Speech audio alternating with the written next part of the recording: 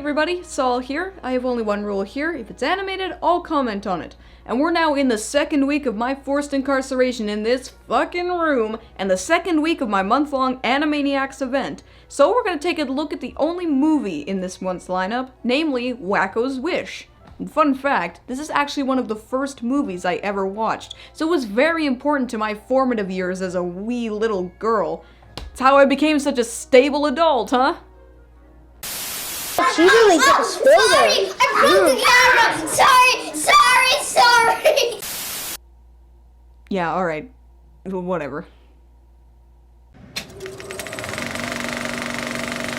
Wakko's Wish is a 2D musical animated movie produced by Warner Bros. Family Entertainment and Amblin Entertainment, and serves as the series finale for its preceding series, Ani-May-Niacs. The film was originally going to be released theatrically, since it was very highly regarded with test audiences, but Warner Bros. Decided not to invest the marketing costs of a theatrical run, and instead released the movie straight to VHS on December 31st, 1999. Alrighty folks, are you ready to wish upon a star? It makes no difference who you are, anything your heart desires will come to you. And assuming you're here, that means your heart desires a review, so let's get the fuck on with it! This is Wakko's Wish. So, in a deviation from the Ani-May-Niacs' original form, this movie actually does have a plot. Yes, indeed it does. I mean, I can't say that sitting around for an hour and 20 minutes watching plotless, inane nonsense is on my bucket list. So this should be a good thing. Right? Well, this movie doesn't take place in Burbank, California, but rather a 19th century style Dickensian village named Acme Falls, where the inhabitants of the village are taxed into complete destitution by their ruthless dictator, King Salazar the Pushy. Though the town was once prosperous, it fell into complete misery after their original king, William the Good, passed away. And living in poverty are all the characters you know and love from the Ani-May-Niacs, especially Yakko, Wakko, and Dot Warner, who are orphans living in a ramshackle water tower in the dead of winter without any heat, water, or food. After Wakko goes out into the world in search of a fortune, he returns with his earnings, a hay penny, which I'm sure only 1700s kids will remember. Though that hay penny is swiftly confiscated by the tax collector, Baron von Plotz, and the Warners are once again left poor and penniless. In his despair, Wakko wishes on a star, which turns out to be the one and only wishing star, which falls to Earth and allows whomever touches it one single wish. So the race is on as every person in Acme Falls, along with King Salazar, hurry towards the star, wanting to be the first one to touch it and receive their wish. Okay, whoa, stop. What the actual fuck? Did the writers all go off their meds or something? Why is this story so depressing? You remember the Ani-May-Niacs in the series, right? They were something like this. So why then are they so dramatic and serious in this movie? It's just such a weird tonal shift from the show that my brain honestly can't comprehend it. So we'll get more into that later. For now, let's talk about the characters before I need to up my Xanax prescription, and I'm already up to 4 fucking bottles a day for fuck's sakes. Well, I guess I spoke too soon. There's not really any need to talk about the characters, since I already did in my previous review. I suppose the only new character to talk about is the villain, King Salazar the Pushy, a ruthless dictator from the nation of Tiktakia, who seized the country of Warnerstock in a hostile takeover following the death of the country's king. Because of his takeover, Salazar lost international support for his regime and went completely broke. As a result, he released an edict and he taxed his constituents to the extreme, robbing them of all their money, possessions, and livelihoods. Hold up. Isn't this a cartoon? Why do I feel like I'm reading a passage in my World War II history book? Let me tell you, no kid, myself included, gave 2 fucks about this side of the story. All we wanted to see were more silly faces and weird shit like this. Anyway, once Salazar learns of the wishing star, he chases after it along with everyone else, wanting to be the only one to receive a wish. Salazar is nothing special, to be perfectly frank. He's the sort of mustache-twirling, completely irredeemable scumbag who ruins everyone else's lives and laughs maniacally from his ivory tower while doing so. How relevant. Not to say I out-and-out hate Salazar, there's this zilch about him that distinguishes him as a decent threat. So far, this is a pretty steep downgrade from the show. I came here to laugh my ass off, not be paralyzed with depression. So, fine movie, you do what you want. Why don't you go cry in the corner while we take a look at the good things? I'll join you in a minute. Now then, let us begin with what made the series itself so good, and that would be the comedy. While I've mentioned that the comedy is shoved aside for more out-of-place drama and despair, when this movie is trying to be funny, it's actually really fucking funny. When the Warners go back to their normal ways, fucking with the douchiest guy in the room, it's colon-crampingly hilarious! It really is how the Warners were meant to be, screwing with people until they literally can't take it anymore.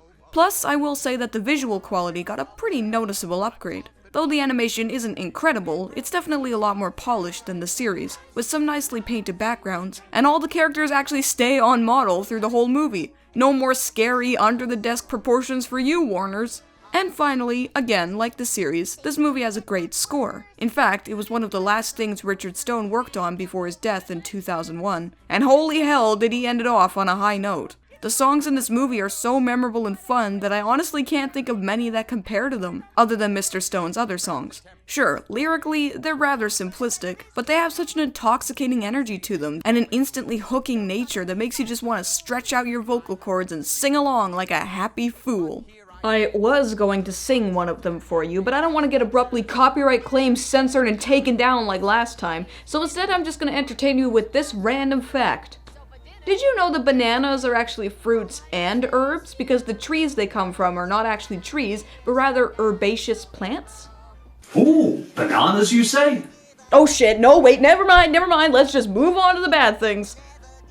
So yeah, it's really weird that I even have to say this about an Ani-May-Niacs product, but why the hell is this movie so needlessly depressing? The plot itself is like It's a Mad, Mad, Mad, Mad World meets Pinocchio, but the dramatic execution is rather tonally inappropriate for these goofy characters. The film has themes of poverty, unfair taxation, regicide, torture, and above all else, child murder. Just straight up murdering of children. It's the exact same problem that the Powerpuff Girls movie has, in that just because you're increasing your runtime, you don't have to increase your despair levels too. Now, if you've been watching my show for a while, you probably know that I tend to favor things that take a more dramatic stance. I find it much easier to attach myself to a dramatic situation rather than a stupid, careless one. But there's a limit to what I want to see in drama. It's not like I want to see an episode of Sesame Street where Elmo confronts Big Bird about his crippling addiction to methamphetamines, or an episode of SpongeBob SquarePants where SpongeBob frees Jews captured by the Nazis, or a Dora the Explorer where she gets stuck in a mountain crevice and has to cut off her own arm or something. There's a time and a place for drama, and Ani-May-Niacs just is not the place. I can respect the creator's decision to try and flex their storytelling muscles, and while it's not the worst I've ever seen, it is rather awkward and ham-fisted most of the time. Wait, I got one more. How about a Studio Ghibli creation where the protagonist kills his mom and then goes into a grief-stricken delusional state where the only way he can save his mom from death is by finding a djinn and— oh wait, that's actually a thing. Well, never mind then. And even then, while the comedy is undeniably very amusing, most of it is just recycled from the show itself. Not that I have a huge problem with that, but it's kinda lame that only about 5% of the comedy is completely new and fresh. Wakko's Wish is an energetic little romp with a ton of charm and kick-ass songs, but it suffers from one major problem that brings down the rest of the film significantly, figuratively and literally. While this movie is very near and dear to my heart, I have to be honest no matter what, and say that it's not on par with the series it's putting an end to, yet it is a fun distraction for what it's worth, and it teaches you to never, ever give up hope. I give Wakko's Wish.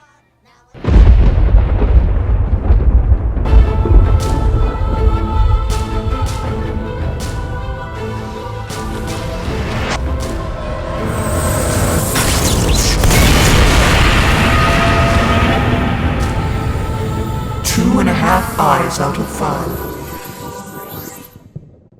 So, Wakko's Wish. Is it watchable? I would say that it is. I mean, the animation and visual style got a nice upgrade for the movie, and with its cool, soft colors, it's definitely a treat for the eyes. Is it enjoyable? Well, when the Ani-May-Niacs or the Warners are allowed to be themselves, just their fun, goofy selves, then yes, it is a lot of fun. But when it's trying to be overly dramatic, you might find yourself cringing here and there. Is it memorable? Well, honestly, I don't think so. I mean, it took 14 years for this movie to even get a DVD release, but to be honest, it's very memorable to me. It's very near and dear to my heart, so I guess that counts for something, doesn't it?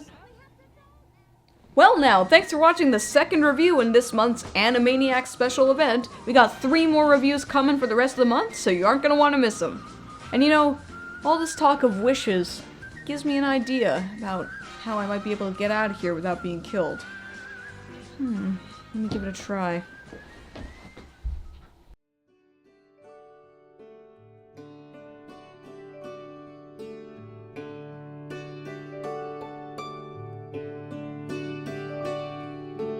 Twinkle, twinkle, wishing star, how I wonder where you are, out in space so bright and clear.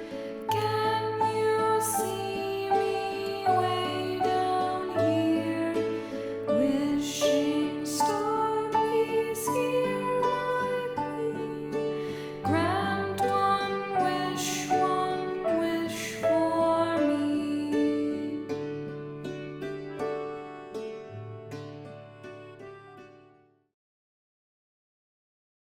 He's my best friend. It's Bennett. It's Bennett the tap dancing fingers. He's a good boy. He eats too much pineapple, but he's a good boy. I like him. He what the fuck? Oh, it's sad. You sad, Bennett? Oh, he's sad. He's sad now. It's okay, Bennett. You go on tap dancing. You got the talent for it, man. You're great at this. What the fuck's wrong with me? Want to stay up to date with all the latest EyeofSol news? You can follow me on Twitter as well as on Facebook at twitter.com/EyeofSol299 and facebook.com/EyeofSol. I update them every day, so if you want to check out news on the show as well as updates, just follow the links here.